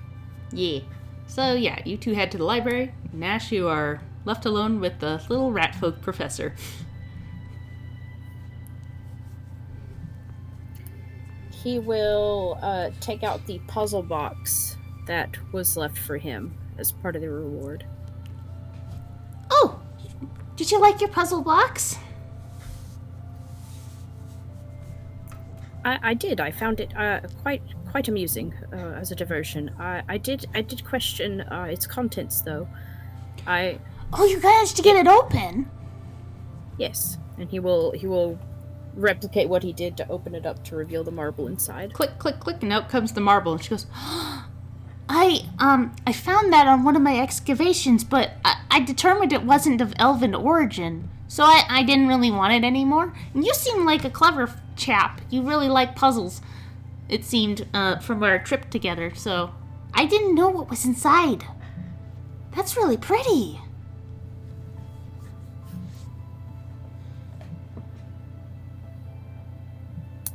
I see. And as it does not pertain to the elves, it's not something that you would recognize then. No, I wouldn't have parted with it if it was elven tech. Oh, of course.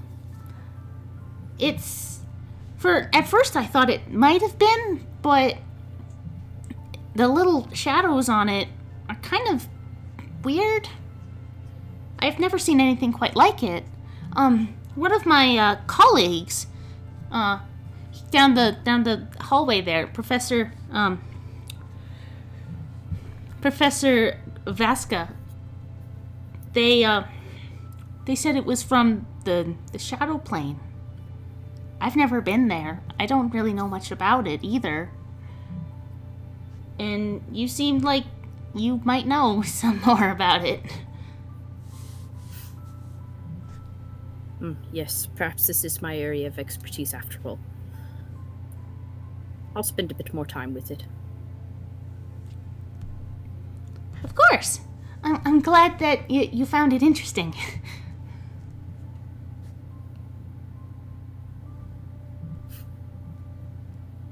As well, thank you again for this and for your time. Of course. If you need me, I'll be here, eating a giant pile of seeds to drown my sorrows. Love her so much. Well, if we find any more adventures involving elves, I'll make sure we can include you. Oh, yes, please. Wait, has she not met Creek yet? she has met Creek. And she has probably spent a good, a chunk of that trip heading back to town interrogating her, and Creek going, Yeah, pretty much. Like, the thing would be, Creek doesn't know much about elven cultures. Yeah, so, yeah. Like, what about this? What about this? It's like, Exactly. That's how I picture that whole conversation going between them for, a chunk of the trip home. He was very disappointed. All right. Yep. So, all right. Nash will just kind of nod, and as he turns to go, his shadow will wave behind him. Shadow will wave bye-bye.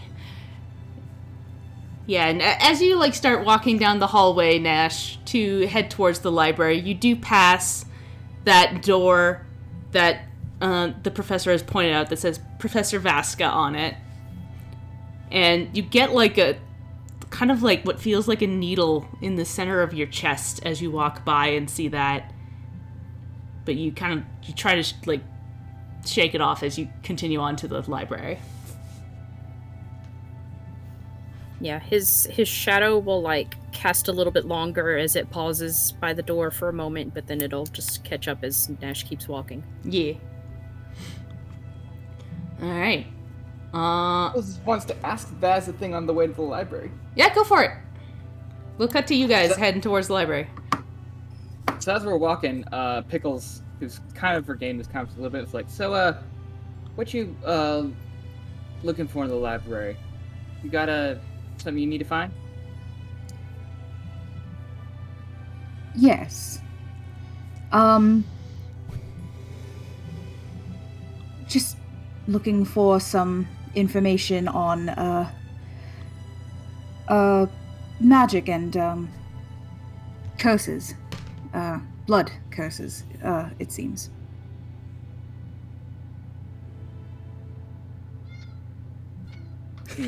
Okay, I don't know if we're gonna find anything here. It sounds like this place isn't very magically magically oriented, but that Abyss person might be someone to look to as well. But yeah,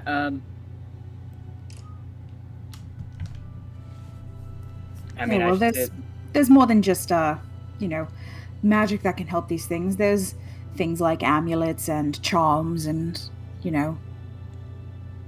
things like that. Yeah, I mean, depending on, I don't know much of anything about curses, but I mean, depending on the type of the magic, there might be some things that can be done. I get the sense from your hesitation that this isn't something you want to delve into too deeply right now.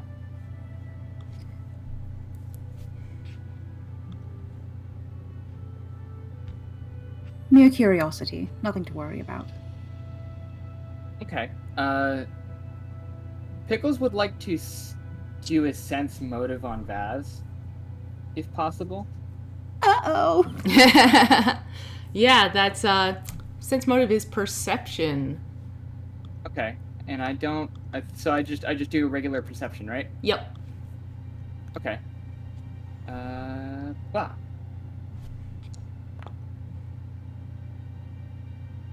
Just a 5. Yeah, you can't get a good read on her. She's got a pretty solid poker face. Well, it's not my place to pry, I suppose. I've got a couple things to look at that I'm not ready to talk about either, but I will say, for what it's worth, whatever it is that you're looking for, curiosity-wise, a lot of times things like curses, I think, the more details, the better, Of course. And I've got some, I mean, you probably can surmise my conversations with the lawkeeper have posed some questions to me that I'd like to find answers to. I think that's why we're all here, isn't it? We're all just a series of questions searching for answers. That's a good way to think of it. Well, I mean, yeah, I mean, because... Oh my god, sorry, Jeep is having a hissy fit. When you put it like that... Okay, just take picture. It's easier to, it's probably harder to answer a question that you are. Probably easier to have someone else help you answer it because they can look at it from the outside.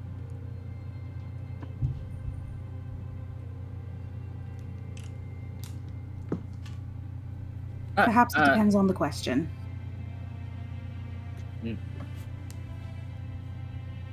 Bastard seems to like you a lot. I've never met somebody who's I've literally never met somebody who's allowed them to pick him up. I just have one of those personalities. Everybody loves me. Except for that Lucius guy. Well, that's because no one loves him. I got the sense. Anyway, let's go read some books, I guess. Of course. We're gonna head to the library. Yeah, so you get to the end of this long corridor, which has all these offices along it, and at the end, you see a separate building in, like, a courtyard area that is stone, like, about 3 stories high, got long, thin windows, and as you open that door, creak, you are met by several, like, cases of books. As far as the eye can see, there is books, and like a staircase heading up. And in the center of, like, this little area, there is a reception desk. Hell yeah, is there anybody behind the reception desk? Yes, there is a there's a dwarvish woman behind there with, like, her hair pulled into a messy bun. Got, like, a little bit of stubble on her cheek. Pickles will, I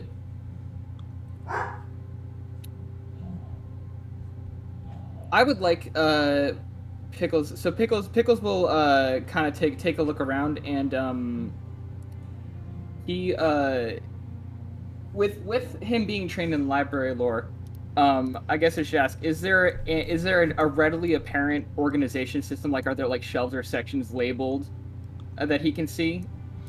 Can you give me a library lore check to see if you can figure the system out?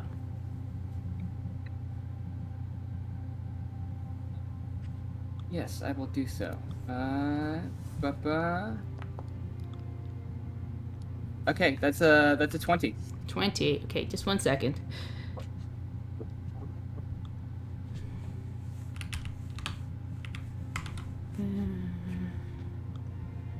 One other thing I will mention specifically, if they have it, is some kind of a ledger of all the books that they have. Like how, like, in real life libraries they would have, like, the like all the filing cabinets with, like, the book names and stuff.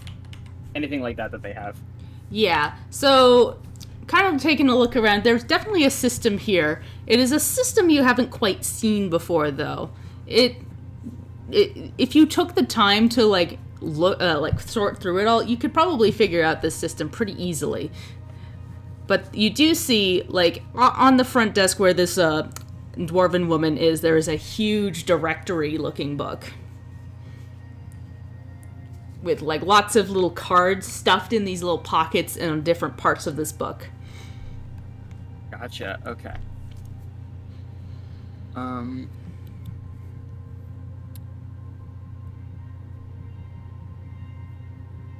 So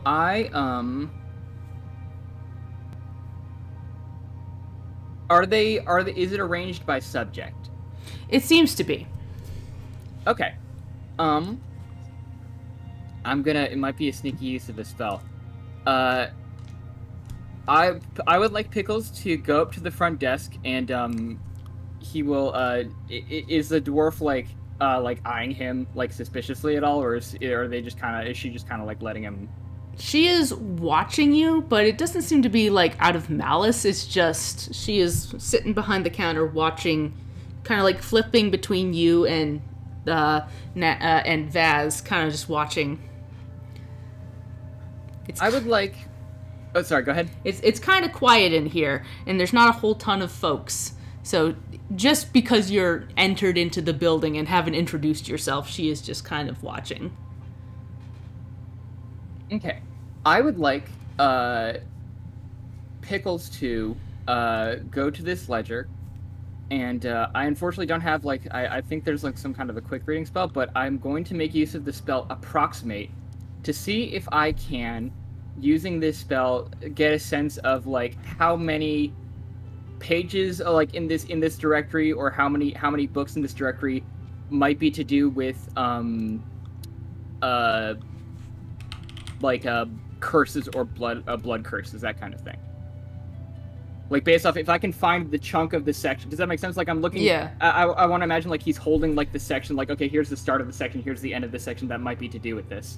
Okay. And I want to like maybe see if I can approximate, how much we would need to be sorted through. Cool. So yeah, as you like cast the spell, she like squints. Are you casting magic in my library? Organizational magic, not nothing more than that. You best be on your best behavior. I promise I will be. I have absolutely nothing but respect for the organizational mammoth that is getting a library together, collating everything. Do you get many new arrivals in here, or is this sort of a static collection kind of a thing? Occasionally we get new books in. Not too many. The founder got a lot of books here. And as time goes on, of course, things get added, but we tend to have a specific focus here. You know. Specific focus, like historical? I mean, I would be able to get a sense looking through this, like what kind of stuff generally is this library for. I imagine it's like a lot of history. There's a lot of history. There's also a lot of like books on building techniques and city planning and different kind, like how to make materials. It is all like pretty like solid. Like here's how to build a boat. Here's how to get the best luster out of wood. It's like okay, so it's like civil engineer style stuff. Yeah. Okay. There's a lot of like how to build stuff, how to make stuff, and then there's like a lot of managing finances and kind of more like, if you would put a word to it, this feels like stuff people would learn to become merchants or to build stuff for merchants. And Gotcha. From what you know so far about the guilds that run this city, that tracks, because most of them are producers or sellers. Okay. With the exception of the Horizon Walkers, which are a service. Right, okay.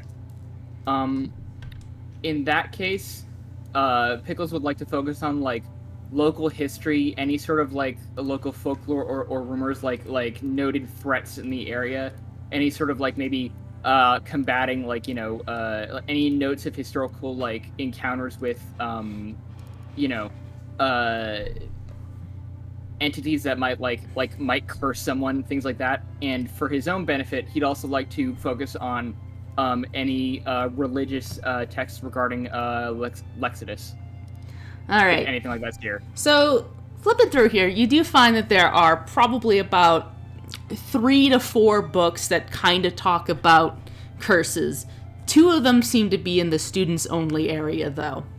And flipping through the other half of it, you do find that there was like about 5 books that seem to talk about religion, specifically about Lexodus, and then there's about 5 more that are more about generalized religion.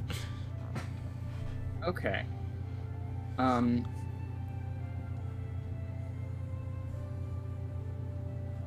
So the books about Lexodus, are they also in the students only section, or are they just in the general section? They seem to be in the general section. Okay, and the books about curses are pretty much all in the student section? Yeah, the about 2 of them are, and then there's like, I said there was like 4, so they're half and half. Okay, gotcha. So Pickles will say, "Oh, Vaz, I think I found some books that we can look into," and he will lead Vaz away from this front desk and make sure she's out of earshot before we start talking about stuff. Mm-hmm. going to the if it's far enough away, going to the section where the books on Lexodus are. Yeah. So yeah, you wander down away from this main area, and it seems to be like a never-ending spiral, like just rows and rows and rows of these big shelves. As you finally get around the corner, you find like what looks to be a religion section with a bunch of different books and scrolls kind of archiving. Mostly it looks like Starborn myths.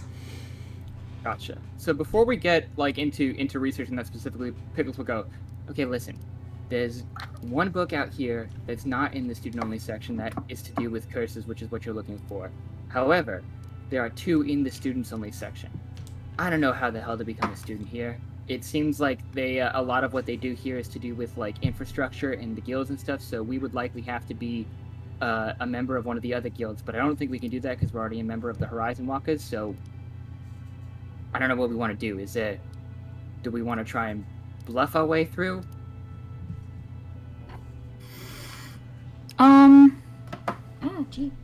Taking a peek at it, is the student-only section, like, gated off? Is there a receptionist? From what you can tell, on this first floor looks to be just public-facing. You saw a staircase heading up, so you imagine that the students-only section is up there.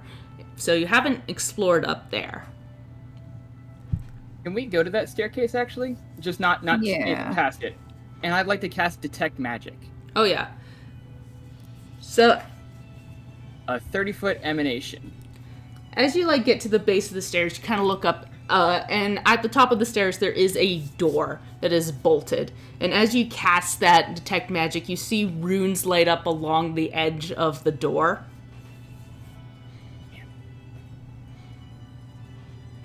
And it seems to be, like, something built into it. This is... As you've kind of, like, poked around the Horizon Gate Academy, you kind of assume that spells themselves are not really taught here, but the act of instilling magic into an object like that is considered, like, artificer work. And, like, alchemists would be considered some of that. Though most alchemists will say, we don't have anything to do with magic, even though some of them do produce magical-like effects. Gotcha. Damn. So you would imagine that this was probably set up by someone in, like, the Iron Spells has built something into this door. Alright, there's something magical to do with that door, so I don't think we're sneaking our way through. I don't have the... No, alas.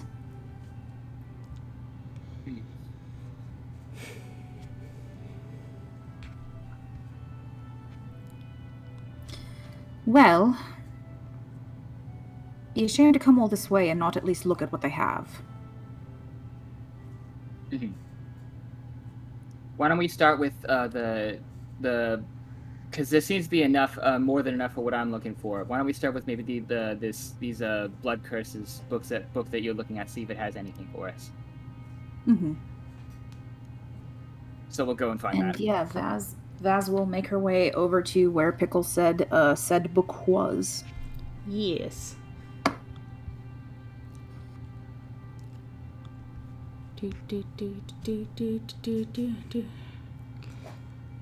So yeah, sure enough, you find this book on the counter, and you, like, pick it up. It's pretty hefty. How about you roll me a perception check to see if you can flip through and figure out where to even start in this book. Could I possibly do occultism? Yes, that would also work in this regard. Hell yeah. Okay, you know what? My perception is actually higher. What's my perception? Yeah. Okay, so Yeah, I figured perception for, like, skim reading. Yeah, okay, 20. So you flip through the book a bit, and it's pretty, like, vague for, like, a chunk of it. Mostly talking about, like, the effects of it and how to, like, treat different blood curses, but most of them don't really pertain to what you're looking for. Until you get to, like, about midway, they talk about sorcerers that have had, in their past, blood from a certain source that you recognize. And they talk about how that can manifest in strange ways. Claws, different eye colors. That noise in the back of your head you sometimes hear a buzzing of.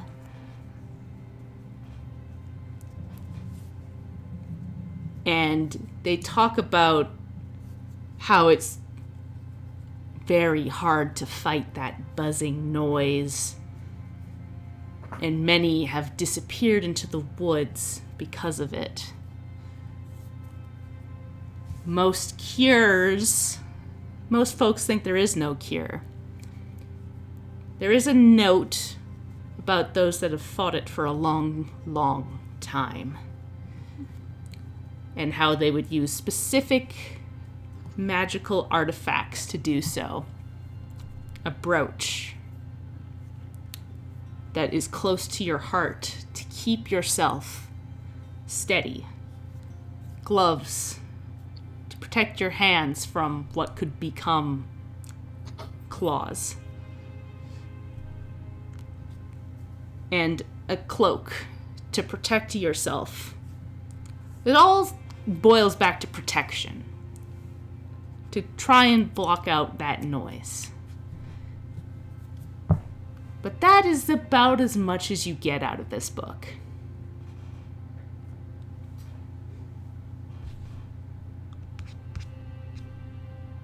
Pickles will not be like raiding over Vaz's shoulder or anything. He'll be kind of nearby, but he doesn't want to pry. No, yeah, and as you watch Vaz read, you can see her complexion go kind of splotchy and her nose gets a little red, like she looks like she's trying not to cry.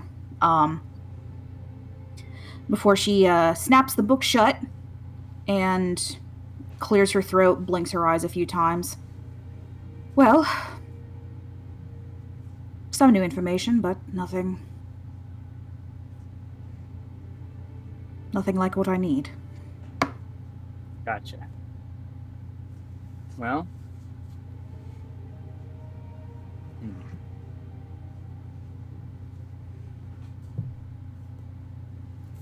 I'm willing to, if Nash were here, he would insist that we go through the proper channels, but I'm willing to bend rules a little bit to help out.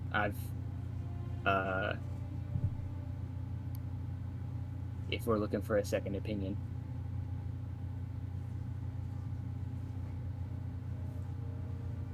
But let's I'm maybe always down for a second opinion.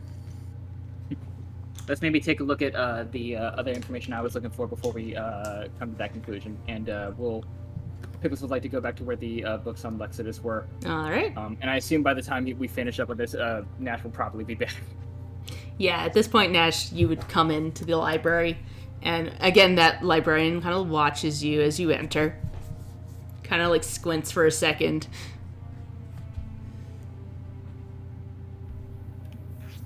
Nash himself would be looking around at just kind of like the shelves of books and all, but his shadow would look at her and wave.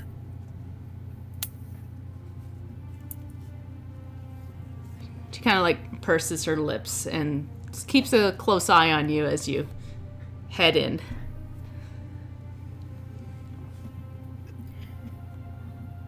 Yeah, he would just kind of scan the aisles looking for Pickles and Vaz, stopping every once in a while to see a book title that catches his interest. He'll open it up, flip a few pages, remind himself what he's doing, put it back, and continue looking for them.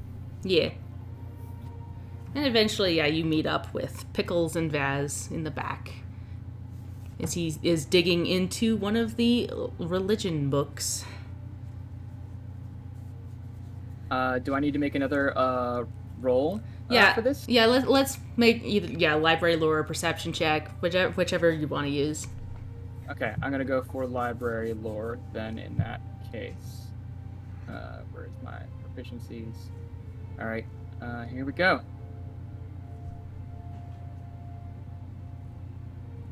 Okay, yeah, 16. Right. So you pick up this book, and it seems at first to be mostly generalized lore about what are known as the Starborn, which are the main god pantheon in this area. And you flip through it a bit until you land on a section on Lexitus.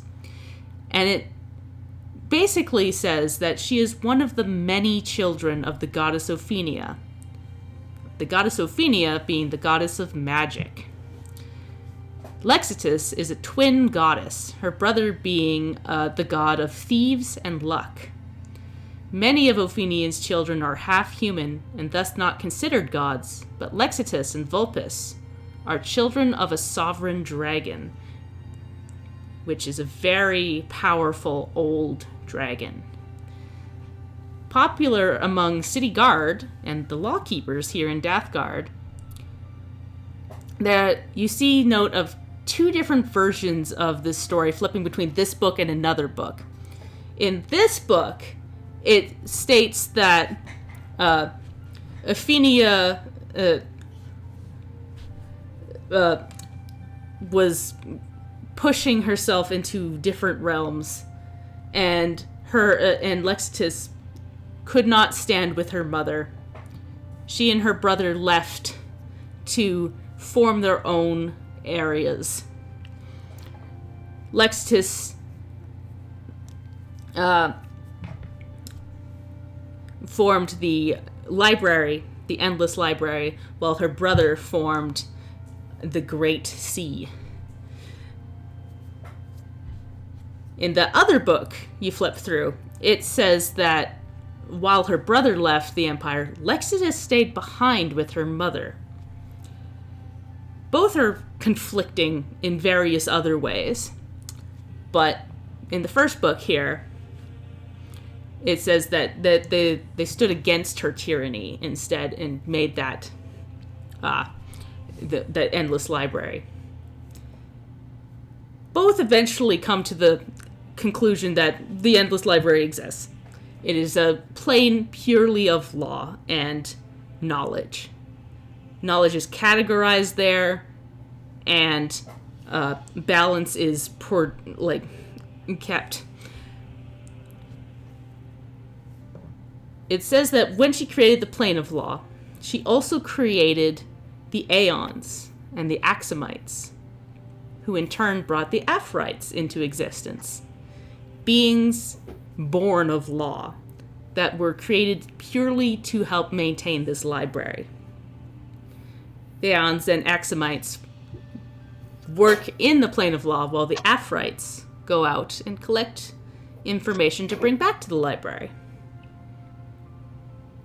And as you flip to the end there, that's about all these books seem to pertain, which is a lot more than you thought would have in this small section here. But between them all, you see, amongst all the conflicting information, that is what you bring away from it. Okay. As Pickles was reading all of this, Nash would have just slipped up behind him and been reading over his shoulder and just says, "Well, an endless library sounds like your sort of place, my friend." Sorry, I was a little distracted. Hey, Nash, everything okay? Oh, yes, quite. We, doesn't seem to be much more about this, much more information. This might be all I'll be able to get out of this. We, debating whether we want to try and get into the upper section there. Can we see the upper area? From where you are, no. It is that staircase going up with the door that's closed with that magic. Gotcha. And I'll note that the staircase is pretty close to where the desk is. Okay. So, Nash, did you have anything you were looking for in here? Nothing in particular.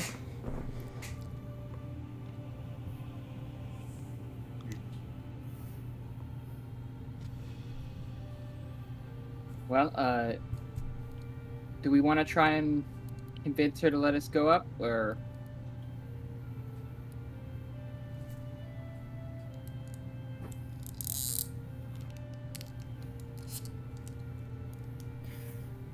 I'm not sure about my deceptive abilities, but if anybody else can maybe spin a yarn, we might. Oh, I might be able to see if I can.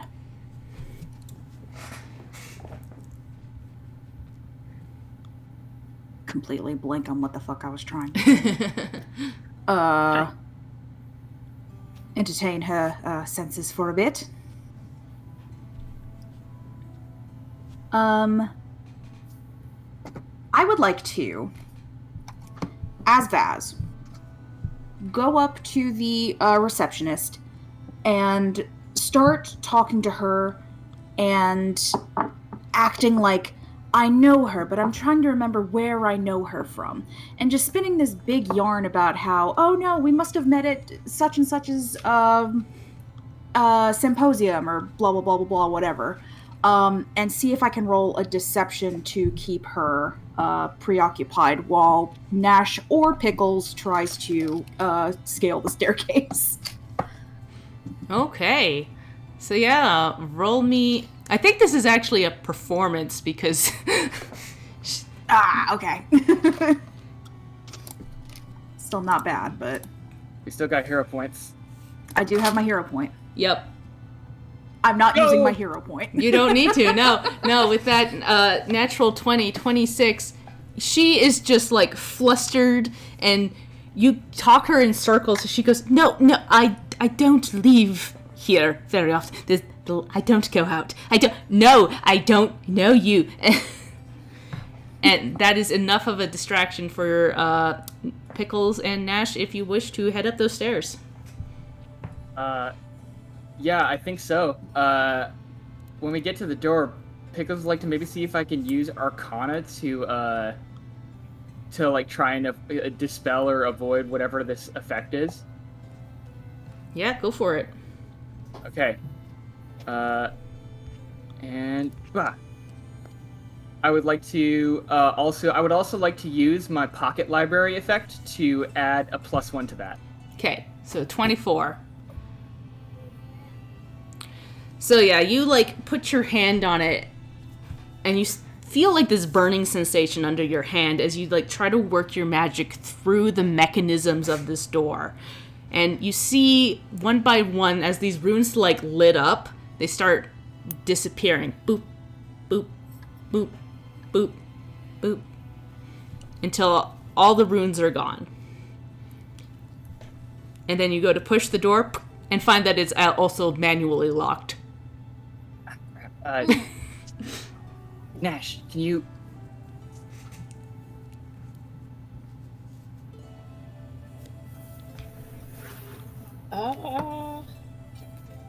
I don't know if I I don't know if I actually have anything for that or not. I don't have my equipment available to me. Yeah, I don't. Go ahead, sorry. Yeah, you've got clockwork goggles, a writing set, a wayfinder, healer's tools, the whip, and the and the pen that is in your pocket. I believe it's out of my wheelhouse. Yes. Okay, so I'm going to, if I have time, I'm going to drain my bonded item from Bastard to restore my pocket library, which is a free action, and then cast pocket library for thievery. Okay. And do you have any thieves' tools, though? I do not have any thieves' tools. So you still won't be able to get this door open without any tools. Okay. You can't just jam your fingers in there, just to let you know. Right. Do you remember what Vaz did? I don't think I do.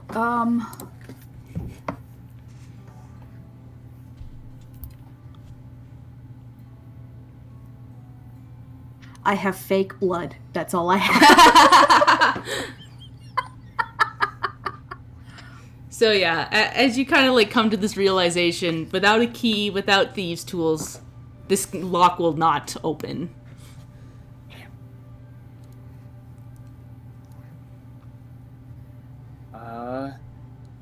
I think perhaps we should come back at a later date with some better planning. Yeah, crap. Okay, you're right. All right. We leave the door. Yeah. We leave. So as you exit out, the woman just kind of like watches you again as you exit out of the library. So meanwhile, Scrag, Creek, you two are Spatula wrangling in the street here. All right, and I eventually imagine we stumble towards the plot. So Like we always do. yeah. As you like start walking down towards the library with your spatulas in hand, you kind of weave through some buildings, and Scrag, you spot down the road a grumpy-looking human man, decked out in lawkeeper armor and a helmet to match. Your recollection of mammal features isn't the greatest, but you still recognize immediately that this is the lawkeeper that beat you when you were taken in. Surrounded by two nasty lower rank looking lawkeepers who don't even have their helmets, they've just got tabards. And the symbol of the lawkeepers on it. None of them have their shields. There's a woman with blonde hair looking rough, and a man that also looks pretty rough. They they're a little dirty. The three of them are like bitching to each other, basically. Greg is going to sort of abruptly stop the spatula fighting. And is going to kind of just look at those guys and then just start like angrily marching towards them. Oh shit. I'll put Scrag and Creek on this map. Going to angrily march towards them. As you start marching towards him, the lawkeeper like turns to you and like leans over his shoulder at the other two behind him and goes, "Oi! That's the scaly bastard that got my shield and gauntlet taken. Lost 2 ranks of hard-earned work, I did. Gone snitching to Lockhart." Snitching? You guys gave me a black eye. Well deserved. For what? You're sneaking in critters. Dangerous animals. They're babies. And then the guy behind him leans in and goes, "I heard the Lockhart even let him off pretty easily. Half the usual fee." And the woman behind him goes, "He always goes easy on newcomers. It's a wonder he keeps his position."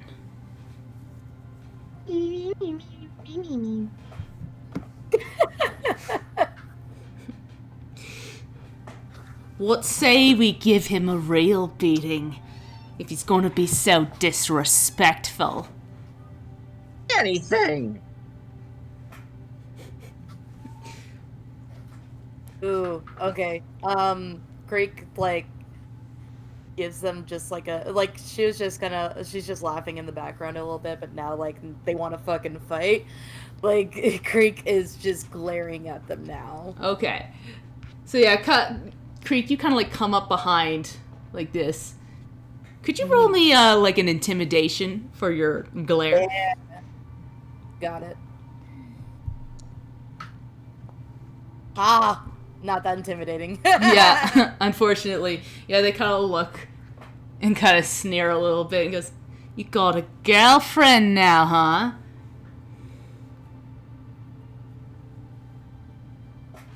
Greg doesn't know if that... So I don't think Scrag would know that word is different from just friend who is a girl.